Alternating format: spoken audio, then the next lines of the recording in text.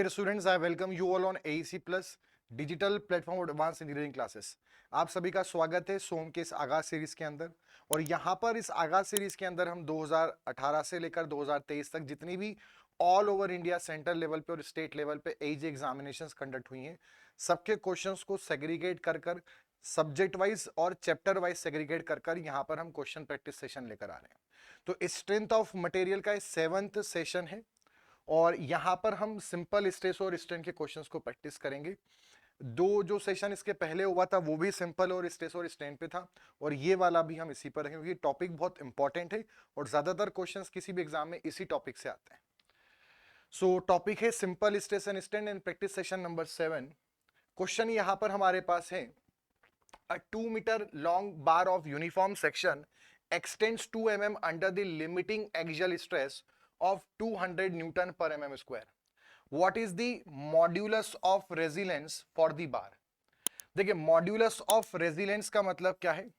This is the strain energy per unit volume, strain energy per unit volume up to elastic limit, up to elastic limit. इसी को हम क्या बोलते हैं? Modulus of resilience. So limiting axial stress का मतलब है ये हमको इल्ड स्ट्रेस दे रखा है, और इसका फॉर्मूला जो होता है वो होता है half yield stress into yield strain. ये इसका फॉर्मूला होता है। अब इल्ड स्ट्रेस कितना है? 200 न्यूटन पर mm स्क्वायर, और स्ट्रेन कितना होगा? Change in length upon original length. Deformation कितना दिया हुआ है? 2 mm, और टोटल लेंथ कितना दिया हुआ है? 2 मीटर, 2 मीटर। सो इसको हम बोल सकते हैं 2 into 10 to the power 3 mm। तो स्ट्रेन हमारा कितना हो जाएगा? Change in length upon original length, यानी 2 divided by 2 into 10 to the power 3। ये इससे कैंसिल, यानी 1 बाय 10 टू दी पावर 3। तो ये हो गया 1 अपॉन 10 टू दी पावर 3। इससे ये कैंसिल, तो ये 100 बचेगा, और 100 अपॉन 1000 दिस इज 0.1, और इसकी यूनिट क्या आएगी? जूल आएगी, जूल पर mm। अब यहां पर जूल पर जूल नहीं, सॉरी, इसको हम बोल सकते हैं न्यूटन पर mm क्यूब, न्यूटन मीटर पर mm क्यूब, या फिर इसको हम बोल सकते हैं जूल पर mm क्यूब। ठीक, क्योंकि इन्होंने हमें न्यूटन पर mm स्क्वायर में दिया हुआ है। तो ये जो यूनिट आएगी ये न्यूटन मीटर भी नहीं आएगी, actually it will be Newton mm पर mm क्यूब। अब यहां पर तो ये मेंशन नहीं है, यहां पर जो यूनिट्स है वो क्या है? यूनिट्स के फॉर्म में है। तो फिर हमारा सही आंसर क्या हो जाएगा? ए ऑप्शन, 0.10 यूनिट, क्योंकि वहां पे हमें यूनिट मेंशन नहीं करना है। अगला क्वेश्चन है, a rectangular block of size 200 by 100 by 50 mm is subjected to a shear stress of 500 kg per centimetre square.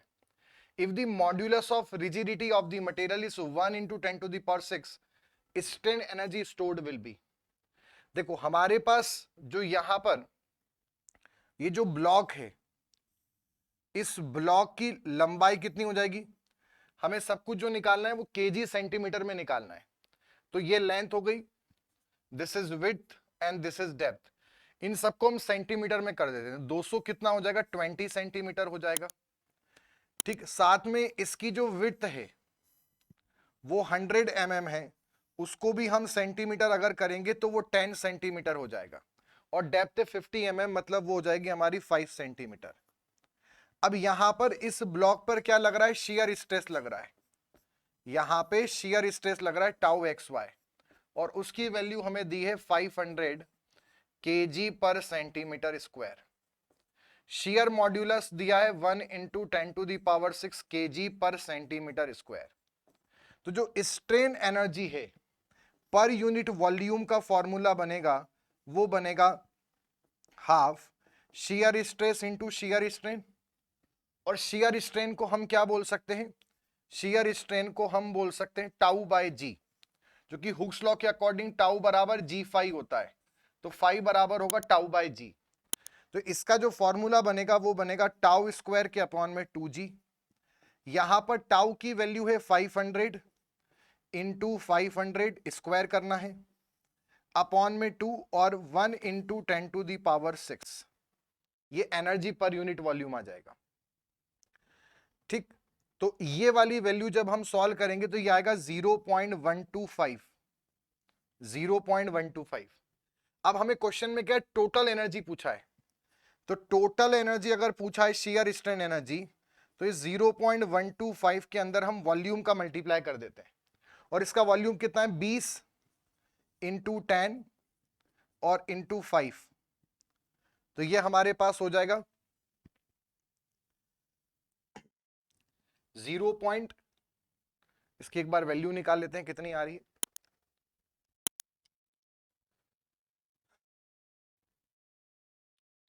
ये 1000 हो जाएगा, 200 इंटू 5 1000, तो ये आ जाएगा 125 केजी सेंटीमीटर, केजी सेंटीमीटर। ठीक, तो इसका सही आंसर क्या होगा, सी ऑप्शन 125 केजी सेंटीमीटर।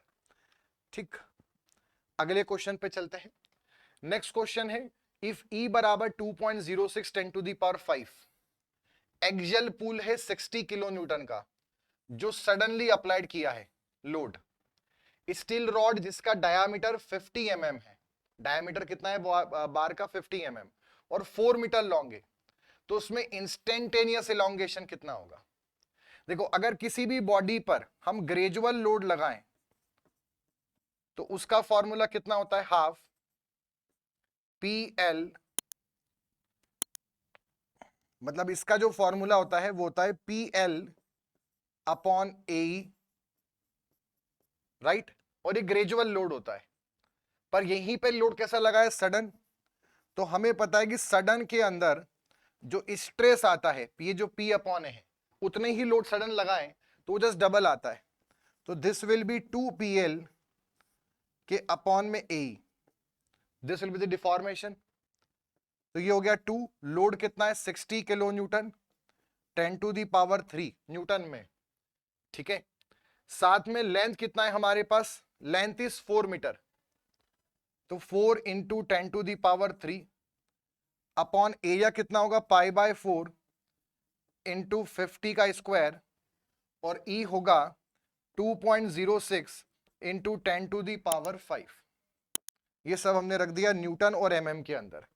इसको सिंप्लीफाई कर लेते हैं, 60 into 10⁻³ into 4 into 10⁻³ divided by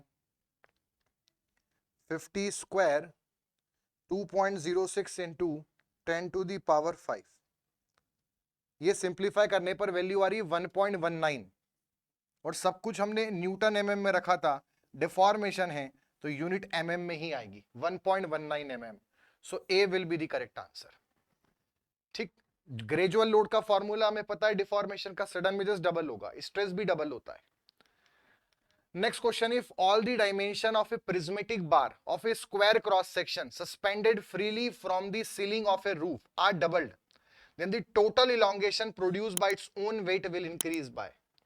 तो जैसे हमें क्वेश्चन में क्या बोल रहा है कि एक स्क्वायर बार है इस प्रकार से, ये इसका लेंथ है, और इसका अगर हम क्रॉस सेक्शन कट करें तो एक स्क्वायर बार है जिसका डायमेंशन हम साइड मान लेते हैं A। अब इसकी जो साइड है यानी A और L, इसको हमने 2 टाइम्स कर दिया, डबल कर दिया डायमेंशंस को, साइड को भी और लेंथ को भी, तो सेल वेट के कारण जो इलॉन्गेशन आएगा, मान लीजिए इसका जो सेल वेट जो है वो W किलो न्यूटन है या न्यूटन है, और स्पेसिफिक वेट इसका गामा जो है वो क्या है, स्पेसिफिक वेट है, तो जो elongation due to self weight होता है उसका फॉर्मूला होता है गामा L² अपॉन 2E, और वेट के फॉर्म में निकालें तो होता है WL अपॉन 2AE। अब अगर वेट के फॉर्म में देखेंगे तो लग रहा है कि वो लेंथ और एरिया दोनों का फंक्शन है, परंतु ये W जो है ये वेट है, और वेट को जब हम करेंगे तो वो गामा AL बनेगा, specific weight into volume, W is weight not load, तो जब इसमें रखेंगे अगेन एरिया कट जाएगा तो वो L² ही बनेगा। मतलब हम ये बोल सकते हैं कि deformation due to self weight जो होता है वो लेंथ की पावर 2 का फंक्शन होता है, और साथ में deformation due to self weight area का फंक्शन नहीं होता, एरिया पे डिपेंड नहीं करता, सिर्फ स्पेसिफिक वेट गामा पे, यंग मॉड्यूलस पे, मटेरियल तो सेम ही है, तो लंबाई के ऊपर पावर 2 पे डिपेंड कर रहा है। अब हमने क्या करा, यहां पर साइज भी डबल करा और लेंथ भी डबल करा, साइज का वो फंक्शन है ही नहीं, क्रॉस सेक्शन प्रॉपर डायमेंशन पे डिपेंड करता ही नहीं है। तो अगर डेल्टा एल की पावर 2 पे डिपेंड कर रहा है और अगर हमने इसको डबल कर दिया, 2 टाइम्स कर दिया, तो 2 का स्क्वायर 4 हो जाएगा, तो ये हमारा 4 टाइम्स बन जाएगा, 4 टाइम्स। तो इसका सही आंसर क्या होगा, 4 टाइम्स। ये सेम डेटा मैंने आपको पिछले जो हमारे सेशंस थे वहां भी समझाया था कि हमने एक बात तो सीख ली, deformation due to self weight जो है वो लेंथ की पावर 2 पे डिपेंड करता है बस, और किसी पे डिपेंड नहीं करता है। इसमें एक और क्वेश्चन आता है कि जो stress due to self weight है वो किस पे डिपेंड करता है, तो उसको कैसे निकालेंगे। देखो स्ट्रेस का फॉर्मूला क्या होता है, स्ट्रेस बराबर स्ट्रेन इनटू यंग मॉड्यूलस, और स्ट्रेन कितना होता है, deformation upon length into young modulus, और डिफॉर्मेशन क्या है, सेल वेट। डिफॉर्मेशन का फॉर्मूला क्या होता है, gamma L square upon 2e into length और इंटू ई, ई से ई कैंसल, लेंथ की पावर से कैंसल, मतलब आएगा गामा एल बाय 2। मतलब हम ये बोल सकते हैं कि जो stress due to self weight है वो सिर्फ लेंथ की पावर 1 पे डिपेंड कर रहा है। मतलब अगर यही सेम क्वेश्चन में बोलते कि सारे डायमेंशन को डबल कर दिया, तो अगर लेंथ हमारी डबल हो गई तो जो stress due to self weight है वो भी 2 टाइम्स हो जाएगा। मतलब हमें कुल मिलाकर ध्यान रखना है, deformation due to self weight length की पावर 2 पे करता है और stress due to self weight length की पावर 1 पे डिपेंड करता है। Next is a prismatic bar of uniform cross section area of 5 centimetre square. Area कितना है हर जगह इसका, 5 centimetre square area is subjected to axial load as shown in the figure. ये हमारे पास ब्लॉक है और यहां पे कितना लोड लग रहा है, 2000 kg, और ये जो इतना पोर्शन है ये हमारा एक पोर्शन है, ये हो गया A, this is B, this is C, this is D. तो सी डी की लंबाई है 1 मीटर, बी सी की लंबाई है 2 मीटर, ए बी की लंबाई है 1 मीटर। ये यहां पे दे रखा है बट लगभग मान लो आप आसपास। और यहां पर ये जो लोड है ये ऐसे लग रहा है 3000 का इधर, और ये 2000 का ऐसे लग रहा है, 10,000 का इधर लग रहा है और 5000 का इधर लग रहा है। अब अगर हम तीनों ब्लॉक को अलग अलग समझें और पहले मैं आपको इनमें फोर्सेस बताऊं, इंडिविजुअली फोर्सेस कितने आएंगे, तो उसको कैसे हम सीखेंगे पहले वो समझना। ये ए बी हो गया, दिस इज बी सी हो गया and this is C D. अब आप सिर्फ अगर जब बीसी की बात करोगे तो आप मुझे बताओ सीडी की बात करोगे, सीडी वाले पोर्शन में इधर कितना लोड लग रहा है, 5000 कंप्रेशन, इसको भूल जाओ 10,000 को। सिर्फ सीडी के बीच में या तो लेफ्ट देखो या राइट देखो, तो आप सिर्फ इधर से देखो कितना लोड आ रहा है 5000, तो यहां से लग रहा है 5000 kg का लोड, तो ये भी फिर बाय डिफॉल्ट 5000 kg होगा। ठीक है, आप ये देखो ए बी वाले में इधर या तो लेफ्ट देखना या तो राइट, इधर कितना लोड है 3000, तो फिर ये कंफर्म है अगर यहां भी 3000 kg टेंशन है तो यहां पर भी 3000 kg का टेंशन होगा। अब हम बीसी वाले को समझते हैं। बीसी वाले में किसी भी एक तरफ देखो, बीसी में इधर कितना लग रहा है 10,000 और 5,000, नेट कितना हुआ 5,000 का उस डायरेक्शन में। तो अगर यहां पर 5,000 का आ रहा है तो इधर भी कितना आएगा 5,000, और आप चेक भी कर सकते हैं कि लेफ्ट साइड से अगर चेक करें तो इधर 3,000, यहां भी 2,000, टोटल 5,000। वो बैलेंस ही होगा फोर्स हर जगह से, ठीक, हर जगह से बैलेंस होगा। हमें क्या पूछा है, बीसी वाले पोर्शन में स्ट्रेस बताओ, तो बीसी वाले पोर्शन में अगर स्ट्रेस निकालना है तो लोड अपॉन एरिया, तो लोड कितना है 5000 kg और एरिया कितना है 5 सेंटीमीटर स्क्वायर, तो ये आ गया हमारे पास 1000 kg पर सेंटीमीटर स्क्वायर। तो इसका सही आंसर आ गया हमारे पास 1000, और साथ में ये टेंशन फोर्स है तो टेंसाइल स्ट्रेस आएगा, तो C option. Next is a bar of uniform section is subjected to axial tensile load such that the normal strain in the direction is 1.25 mm per meter. एक बार है जिसपे हमने axial tensile load लगाया और उस load के कारण जो इसमें स्ट्रेन आया लीनियर वाला एक्सियल वाला वाया 1.25 mm पर मीटर, मीटर मतलब 10 to the power 3 mm, metre को ऐसा लिख सकते हैं, मतलब 1.25 इंटू 10 टू दी पावर -3, और स्ट्रेन की यूनिट नहीं होती। पॉइजन रेशो मटेरियल का जो है वो 0.3 है। तो ये पूछ रहा है वॉल्यूमेट्रिक स्ट्रेन बताओ कितना होगा। देखो एक्सियल लोडिंग कंडीशन है, वॉल्यूमेट्रिक स्ट्रेन का फॉर्मूला होता है 1 minus 2 mu upon E into sigma X plus sigma Y plus sigma Z, ये ट्राइएक्सियल स्ट्रेस के लिए। अब इस कंडीशन में सिग्मा वाई कितना है 0 और सिग्मा जेड कितना है 0, तो हमारे पास क्या बना 1 माइनस 2 इंटू 0.3, राइट, 2 म्यू, और सिग्मा एक्स अपॉन ई कितना होगा, स्ट्रेस के अपॉन में यंग मॉड्यूलस क्या होगा, स्ट्रेन, यानी ये आ गया एक्सियल स्ट्रेन की वैल्यू जो ये वाला है। तो ये हो गया 0.6 मतलब 0.4 into 1.25 into 10 to the power -3।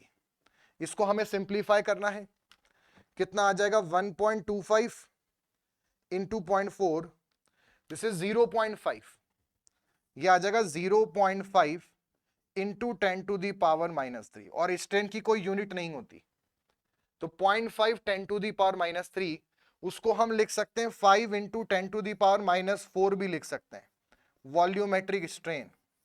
सो हमारा सही आंसर हो जाएगा D option, 5 10 to the power -4। Next is what is the correct sequence of following metal in decreasing order of their Poisson's ratio. Poisson's ratio का डिक्रीजिंग ऑर्डर, देखो एक तो poisons ratio अलग अलग मटेरियल के लिए आपको बताया था।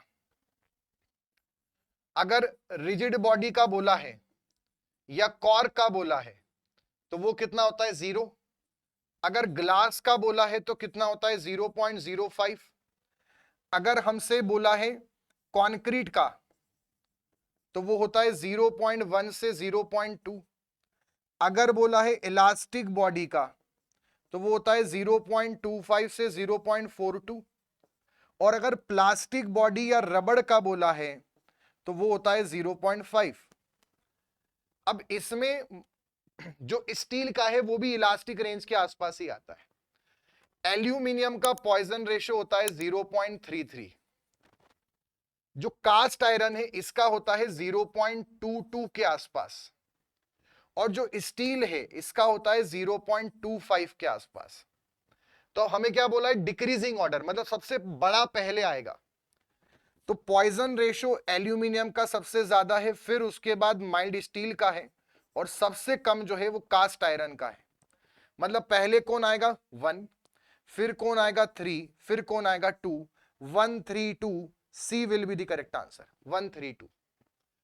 ठीक, और भी यहां पर मटेरियल है, कॉर का 0, कॉन्क्रीट का 0.12 माइल्ड स्टील का 0.286, कास्ट आयरन 0.232 0.27, एल्यूमिनियम 0.33, ग्लास का 0.05 और रबड़ का 0.5, प्लास्टिक बॉडी। तो सारे पॉइजन रेशो हमने कवर कर लिए। A stepped column carries a load as shown below, ये स्टेप्ड कॉलम है, मतलब इसका एक क्रॉस सेक्शन ये है जिसका एरिया ए है, और फिर दूसरा यहां पर है 1.5 है। यहां पे लोड कितना लग रहा है P, और इस जगह पे कितना लग रहा है P। तो ए बी वाले पोर्शन में लोड कितना लग रहा है, ए बी वाले पोर्शन में लोड लग रहा है P, पर जब हम BC में आ जाएंगे तो P भी आ रहा है और ये P भी आ रहा है, तो वो 2P हो जाएगा, सीरीज कॉम्बिनेशन है। ठीक है, इसको ऐसे कुछ समझ लो, यहां पे P था तो इसमें P आया, और फिर एक और P लग रहा है, तो वो P तो आएगा, साथ में ये P भी आ गया, 2P बन जाएगा। और एरिया कितना है, AB वाले का एरिया A है और इस वाले का एरिया 1.5 A है। क्वेश्चन क्या पूछ रहा है, नॉर्मल स्ट्रेस बताओ B वाले पॉइंट पे, मतलब इसमें नॉर्मल स्ट्रेस पूछ रहा है। तो स्ट्रेस का फॉर्मूला क्या होगा BC वाले में, लोड अपॉन एरिया, लोड कितना है 2P, एरिया कितना है 1.5 है। ऑप्शंस देखते हैं, P अपॉन, इसी फॉर्म में आंसर देना है, तो C वाला करेक्ट है, 2P अपॉन 1.5 है, और AB में पूछते तो P अपॉन ए आंसर होता। नेक्स्ट है mild steel rod taper uniformly from 30 mm diameter to 12 mm diameter, यहां पे डायामीटर 12 mm है, यहां पे डायामीटर 30 mm है, और लंबाई जो है वो 300 mm है। लंबाई कितनी है? 300 mm। रॉड पर एक्सियल लोड लग रहा है कितना? 12 किलो न्यूटन, और यंग मॉड्यूलस है 2 इंटू 10⁵ न्यूटन पर mm square. What is the extension of the rod in mm? देखो डेल्टा का फॉर्मूला कितना होता है? 4pl के अपॉन में पाई ई d1 d2, जो गया 4, p कितना हो गया? 12 इंटू 10⁻3, लेंथ कितना हो गया? 300 mm, अपॉन पाई ई कितना है? 2 इंटू 10⁵, और d1 d2 कितना है? ये 12 और ये 30, सब हम न्यूटन mm में रख रहे हैं। इसको सिंप्लीफाई करते हैं तो देखो 12 से 12 कैंसल, 30 से ये 10 कैंसल, और ये हो गया हमारे पास इधर 10 और इधर ये 4, तो यहां पे एक पावर बचेगा, और 2 से ये गया 2, तो ऊपर कितना बचा? ऊपर बचा 2, ठीक है, और नीचे कितना बचा? 10/π, 10 पाई। इसको हम बोल सकते हैं 1/5 पाई, और आंसर किस में आएगा? mm में, क्योंकि सब कुछ हमने mm में रखा है। तो 1/5 पाई आंसर में है, D option 1/5 pi will be the correct answer.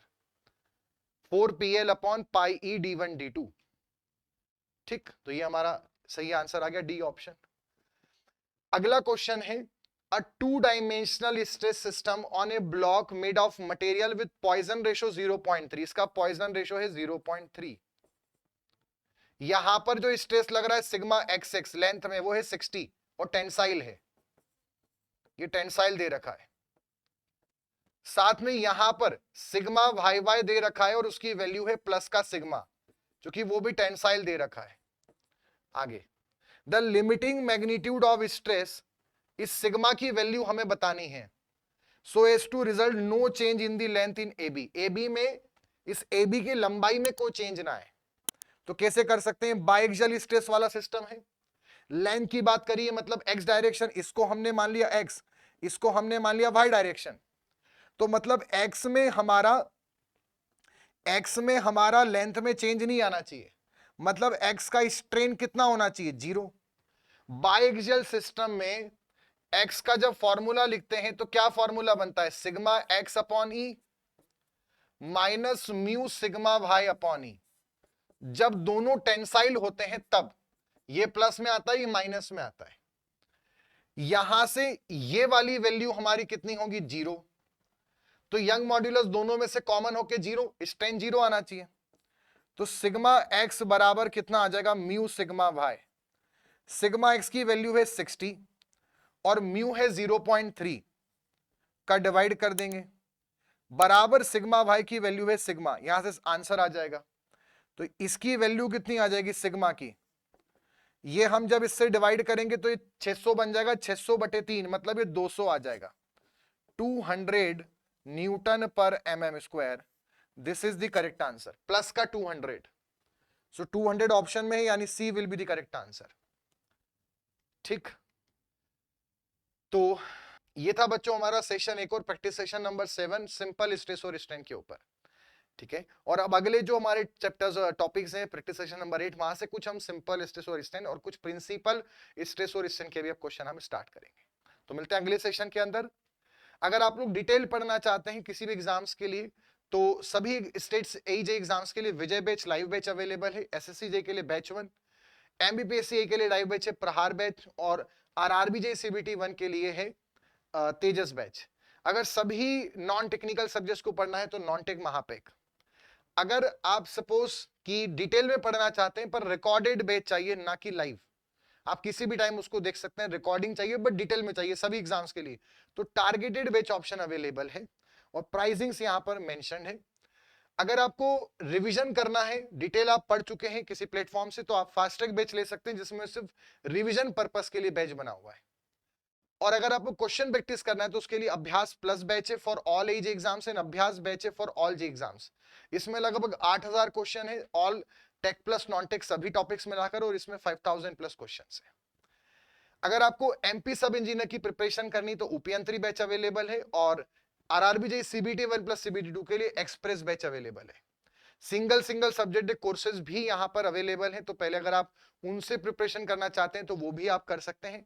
और ये जो सेशन है इसका पीडीएफ आपको AEC plus app and YT discussion channel पे मिलेगा। सो यहां से आप इसको दोबारा देखकर डाउनलोड कर अपना रिवीजन भी दोबारा से कर सकते हैं। तो ये था हमारा सेशन, प्रैक्टिस सेशन नंबर 7। मिलते हैं अगले सेशन के अंदर, तब तक के लिए goodbye and take care.